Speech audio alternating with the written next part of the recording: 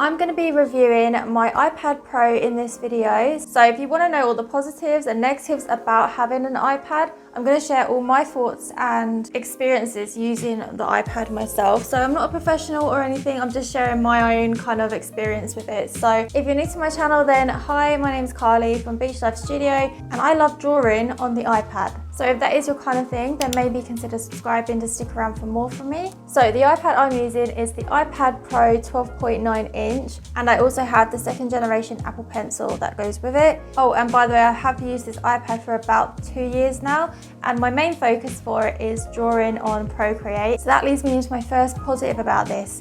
Drawing on the iPad is the best thing ever. If you want to get into digital art, then there are drawing apps that you can use. I think there's some free ones, but I personally haven't used any of those. I've actually just used Procreate. I just really love Procreate. It has everything that you need. I did just do a video on like an intro for beginners to like using Procreate. I go through everything on there. So I'll leave a link for that if you want to watch it.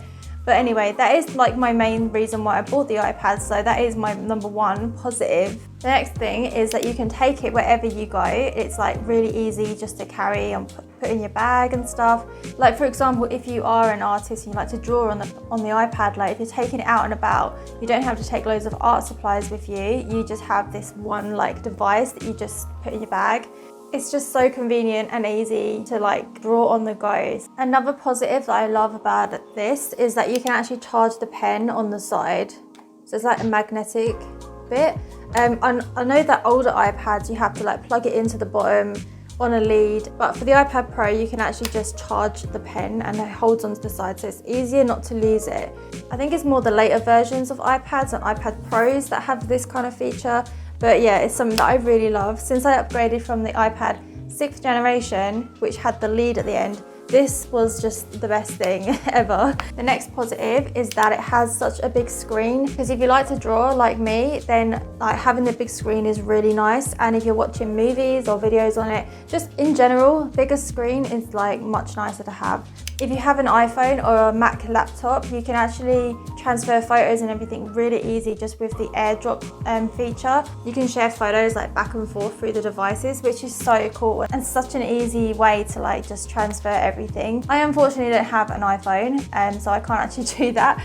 But if I did, it would be so much easier. You can also connect like a keyboard to your iPad, and you can like stand it up if you have like this case, for example, like it does this, so like it has the grooves there, so it sort of like sits like that, and then you can connect a little keyboard to it, and you can also connect a mouse as well and use it like an actual computer. So I guess that comes in handy a lot if you are like using it to study or plan a lot or just write things, you know. But you also do have an inbuilt keyboard on the actual iPad as well that you can use. And there's also loads of cool features and little tricks that you can do within the iPad to like make your workflow like faster and easier. And I'm actually planning to share a video really soon on that, so stay tuned for that if you want to see. Okay, let's move on to the negatives. The first thing is that there's no cable connection on an iPad, so you can't like put a lead in and transfer photos really easy or things like that, and which is hard for me because I've had to be using like Google Drive to transfer all my videos and stuff if I'm putting them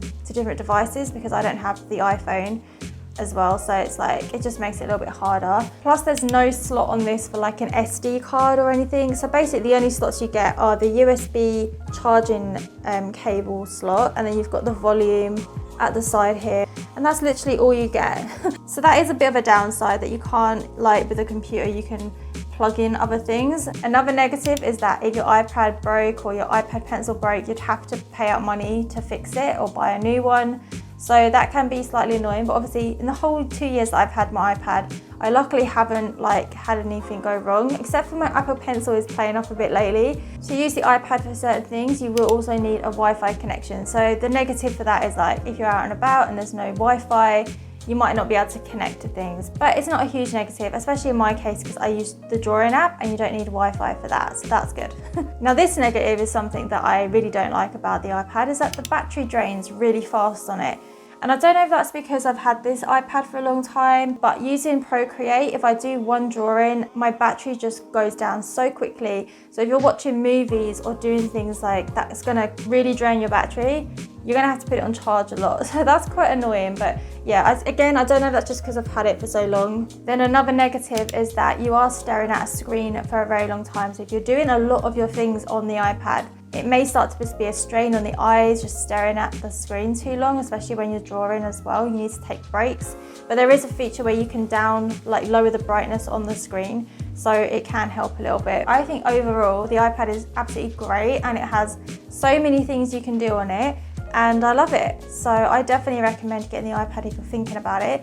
There are so many different models out there, so I'm not a pro at all of these models. Like, I've only used the iPad 6th generation and the iPad Pro currently that I'm using. I would just look into the iPad that you're buying, look at what it includes, and I would just go for more of a later kind of model that will have like more of the latest updates and all of the features that you might want on the iPad. If you're looking to get it just for drawing though, there are some older ones that are cheaper you can still draw on, so just make sure that you can use like a drawing app. But yeah, I know it's a lot of money for an iPad, but it's definitely worth the investment if you're going to use it a lot. But yeah, let's answer. I got 2 questions from you regarding the iPad, so I'm just going to quickly answer them now. So the first question I got was, am I able to do everything to make stickers on it, like from the drawing process to the printing process? And is it possible to do that without using more than $6? So yes, you can actually make stickers on Procreate. You can like draw your design, then you would just send it straight to the printer. You can do that from your iPad, and you can print it out and you can cut the stickers by hand, or you can use Procreate if you have that. And there is a Procreate app you can get on the iPad and do that on the iPad, send it to your printer. So you can do it all from the iPad. And I would say it was free, but obviously you have to buy the Procreate, you have to buy your printer, you have to buy the iPad, and you have to buy Procreate. So yeah, I guess it's quite expensive like overall to get all the things, but if you have them already, then it's like free to just make them from Procreate, if you know what I mean. So yeah, I hope that answers your question, but yeah, it's really easy. I have actually done a video on how to make stickers. I'll leave it here. That's with Procreate and the Cricut machine though. But I have made them in the past where I've just set out on the canvas on Procreate and I've just placed the stickers on the like page and then printed it out and cut them by hand, which is a really easy way if you don't have Cricut. And then the last question I had was, how many gigabytes for the iPad would you recommend? I just had this question on my last video, which I thought I would add in here because it might help other people as well. Actually, I currently have 128 gigabytes on my iPad, and as I was saying, you don't have like any SD card slots to help with the storage, so you have iCloud.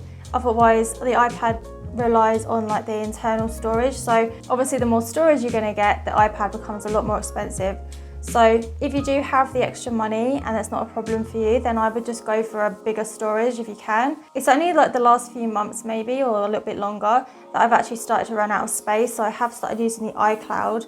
But I am looking to get maybe an extra storage device soon to like archive a lot of my old files and stuff. This is my Procreate gallery at the moment. I have got a lot of ones that are like in stacks as well. But as you can see, I've got a lot of drawings going on, and I'm at like the peak of like being full in storage right now. I literally just got a message saying that my iCloud storage is full and that I need to upgrade. But oh my God, I just pinched in and this is my gallery. Obviously it looks like crazy right now. Like if you pinch out and pinch back in, you can just do that. So this is my photos section. Like look at all of that. And then this is all my videos. So, oh my God, I've still got quite a lot of videos going on, a lot of time lapses, a few real-time process videos and things like that. So yeah, hopefully that gives you kind of an idea on like what the storage is like, I guess. But like I said, I've only really used my iPad for drawing all this time. Don't forget to subscribe if you like my content, and I'll see you all in another video soon. Bye.